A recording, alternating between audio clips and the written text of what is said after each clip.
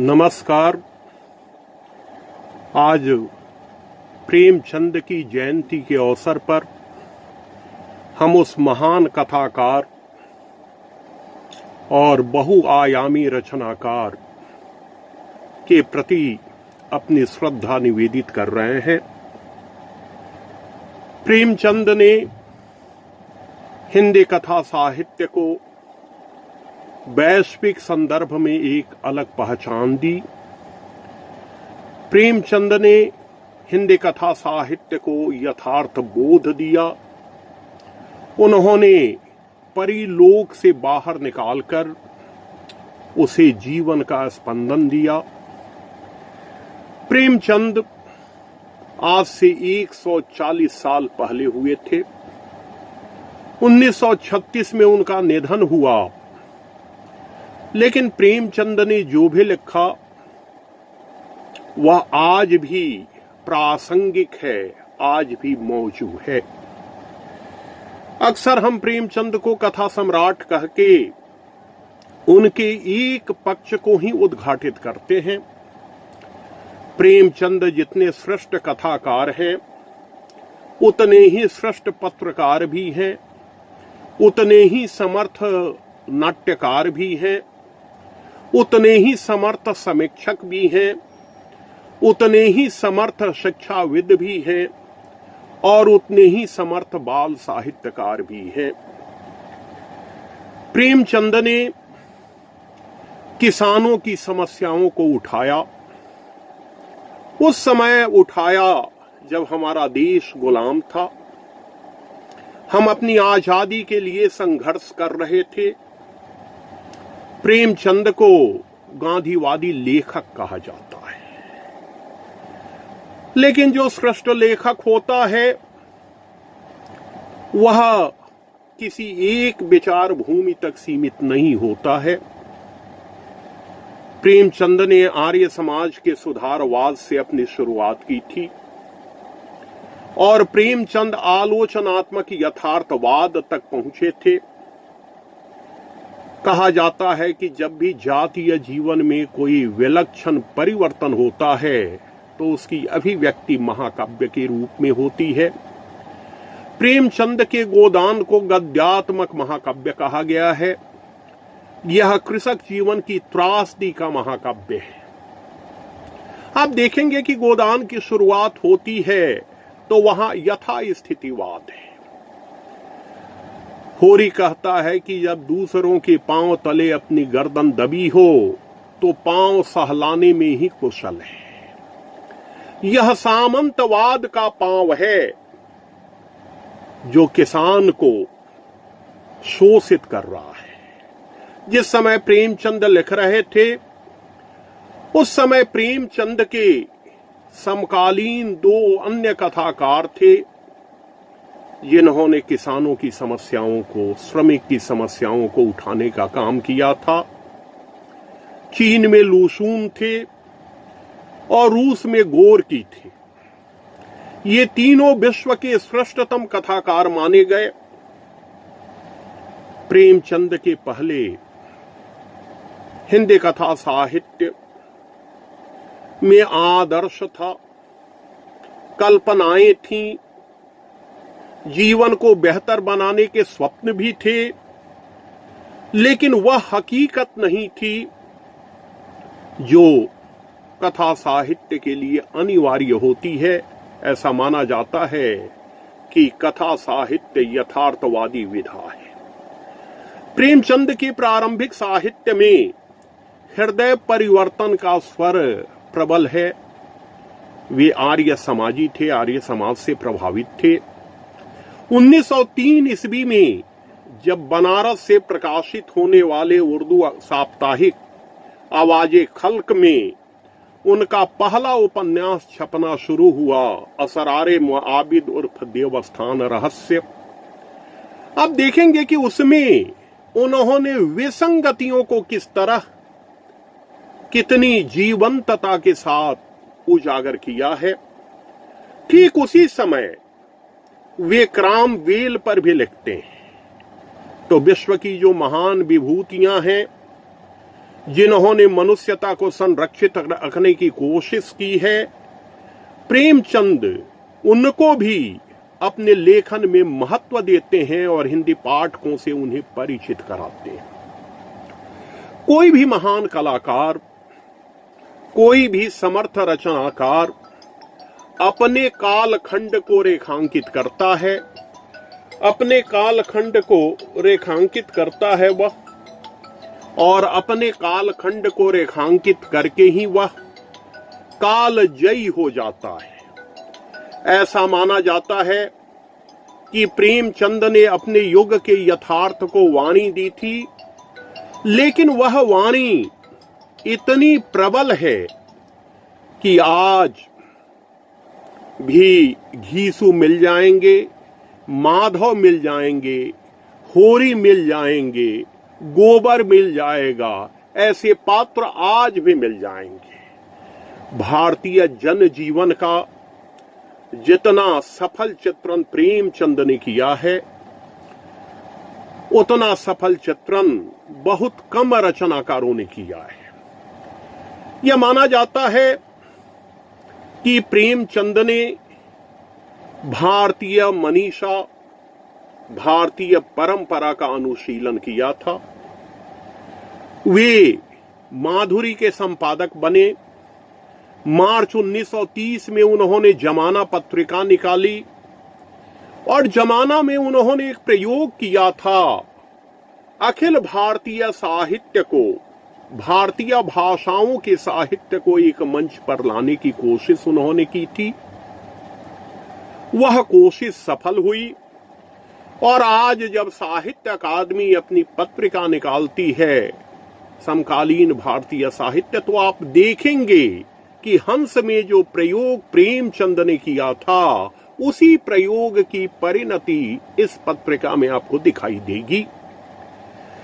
प्रेमचंद ने 1932 में जागरण ले लिया। विनोद शंकर व्यास ने जागरण निकाला था, शिवपूजन सहाय उसके संपादक थे।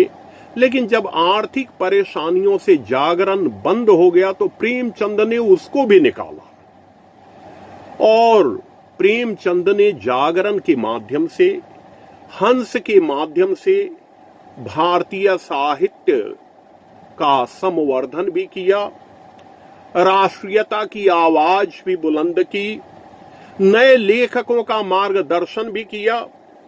गोपाल सिंह नेपाली की दशाधिक कविताएं प्रेमचंद के संपादन में हंस पत्रिका में छपी।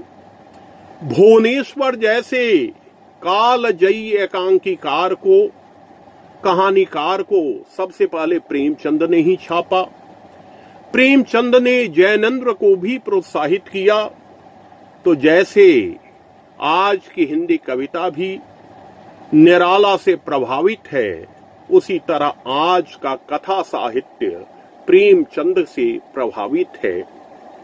प्रेमचंद के कथा साहित्य से ही पाथेय लेकर परवर्ती कथाकारों ने अपनी यात्रा शुरू की है और वे अथक चल रहे हैं। प्रेमचंद ने नाटक लिखे। नाटक दृश्य काव्य है। नाटक का असर सीधे होता है जनता पर। उन्होंने संग्राम की रचना की, उन्होंने करबला की रचना की, उन्होंने प्रेम की वेदी की रचना की। प्रेमचंद की विशेषता यह है कि वे भारत की सामासिक संस्कृति के श्रेष्ठतम रचनाकार हैं। वे उर्दू से हिंदी में आए थे। हिंदी में 1914 में उनकी पहली कहानी छापी थी गणेश शंकर विद्यार्थी ने प्रताप में। उनकी चौथी कहानी है पंच परमेश्वर, जो 1916 में चौथी हिंदी कहानी है।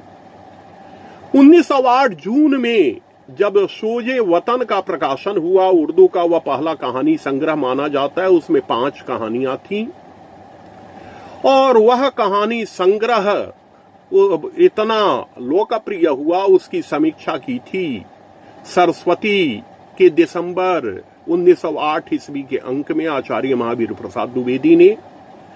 वह प्रति जब्त कर ली गई, उसकी सारी प्रतियां जब्त कर ली गईं और हमीरपुर के डीएम ने प्रेमचंद को चेतावनी दी, कहा कि अगर मुगलों के काल में तुम होते तो तुम्हारे हाथ काट लिए जाते। प्रेमचंद सरकारी नौकरी में थे, निम्न मध्य वर्ग के थे, आजीविका की समस्या थी। प्रेमचंद उसके पहले धनपत राय और नवाब राय के नाम से लिखते थे।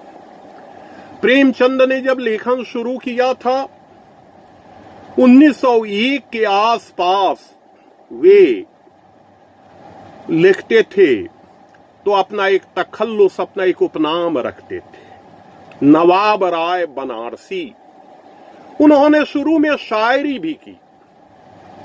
अगर शायर के रूप में उनसे परिचय प्राप्त करना हो तो उनके नाटकों को आप देखें, लगेगा कि उन्होंने कभी शायरी भी की थी। तो प्रेमचंद सरकारी सेवा से जब मुक्त हुए तो वे कलम के सिपाही भी बने। मदन गोपाल ने उन्हें कलम का मजदूर कहा है, मजदूर भी बने, लेकिन वे मजबूर कभी नहीं रहे। उन्होंने पूरी निर्भीकता से अपनी बात की और उन्होंने हंस को राष्ट्रीय चेतना का संवाहक पत्र बनाया।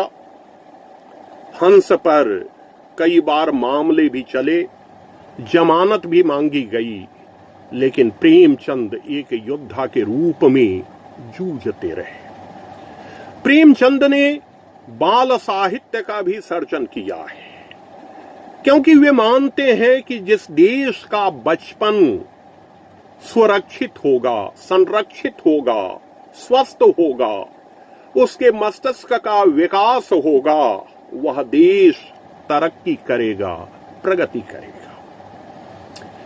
हंस का संपादकीय आप देखिए, हंस के संपादकीय में शिक्षा पर भी काफी उन्होंने लिखा है। शिक्षा कैसी होनी चाहिए, शिक्षा का उद्देश्य कैसा होना चाहिए, इस पर उन्होंने लंबा विमर्श किया है और अनवरत लिखा है। प्रेमचंद पूंजीवादी खतरे से देश को सावधान करना चाहते थे। गोदान को गद्यात्मक महाकाव्य इसलिए कहा गया है कि वह होरी के माध्यम से पूरे भारतीय किसान की त्रासदी की कथा है। वह किसान जो खेती करता है, खेत से मोह है, लेकिन अंततः वह मजदूर बन जाता है। सामंतवाद का मिथक टूटता है और पूंजीवाद का आगमन होता है। आप देखेंगे कि गोदान में और जयशंकर प्रसाद की कामायनी में भी सामंतवाद के ध्वंस और पूंजीवाद के उदय की कथा की व्यंजना आपको मिलेगी। प्रेमचंद ने विश्व के श्रेष्ठतम साहित्य का भी अनुवाद किया है। उनकी एक भूमिका अनुवादक की भी भूमिका है। प्रेमचंद का साहित्य, वह चाहे उनकी कहानियां हों, चाहे उनके उपन्यास हों, चाहे उनके नाटक हों, चाहे उनका जीवनी साहित्य हो, चाहे उनकी संपादकीय टिप्पणियां हों, चाहे उनका बाल साहित्य हो, सब में जीवन है, जीवन के मूलभूत प्रश्नों पर विचार है। वे प्रश्न आज भी हमारे समाज के सामने उत्तर के लिए उपस्थित हैं। इसलिए प्रेमचंद प्रासंगिक है। प्रेमचंद ने संघर्ष किया था तो शुरू में उन्होंने समझौता भी किया था।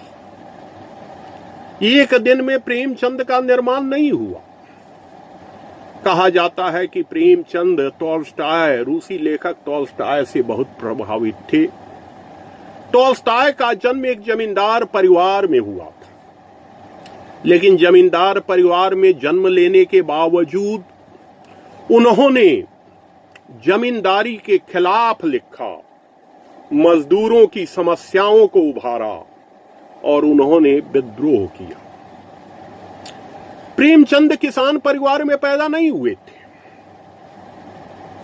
लेकिन किसानों के जिस दर्द को प्रेमचंद ने चित्रित किया है, प्रेमचंद के बाद ऐसा नहीं है कि हिंदी कथा साहित्य में गांव नदारत हो गए हैं।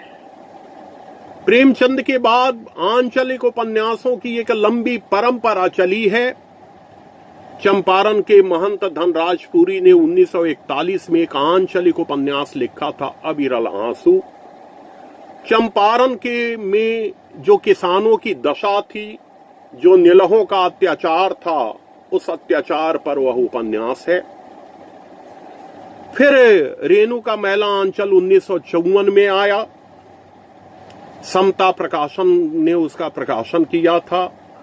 बाद में 1957 में वह राजकमल प्रकाशन से आया। तो परवर्ती रचनाकारों ने भी प्रेमचंद से शक्ति ली है। प्रेमचंद भारतीय कथा साहित्य के ही नहीं, भारतीय रचना कर्म के भी प्रतिमान हैं और इस प्रतिमान के रूप में उनका महत्व बना रहेगा। आज प्रेमचंद अपनी कृतियों के माध्यम से हमारे बीच हैं। प्रेमचंद ने दलितों को भी महत्व दिया था।